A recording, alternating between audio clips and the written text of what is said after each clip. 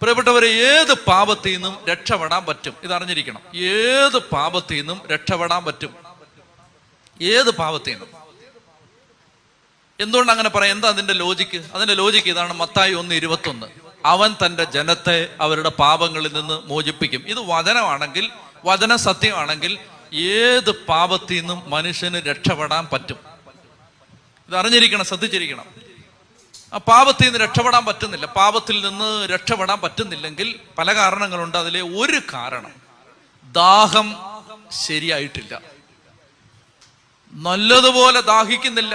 എത്രയോ പേര് രക്ഷപ്പെടുന്നവരുടെ ഉള്ളിൽ ഒരു ദാഹമുണ്ട്, രക്ഷപ്പെടാനുള്ള ഒരു ആഗ്രഹമുണ്ട്. അപ്പൊ ഈ ദാഹമാണ്. അതുകൊണ്ടാണ് ഈശോ പറഞ്ഞത്, ആർക്കെങ്കിലും ദാഹിക്കുന്നെങ്കിൽ എൻ്റെ അടുത്ത് വന്ന് കുടിക്കട്ടെ. പരിശുദ്ധാത്മാവിനെ ആർക്കാ കിട്ടുന്നത്? ദാഹിക്കുന്നവർക്ക്. അപ്പൊ ഇവിടെ ഈശോ പറയുകയാണ്, നീതിക്ക് വേണ്ടി. നീതി എന്ന് പറഞ്ഞാൽ ഈശോ അനുശാസിക്കുന്ന ജീവിത ശൈലി.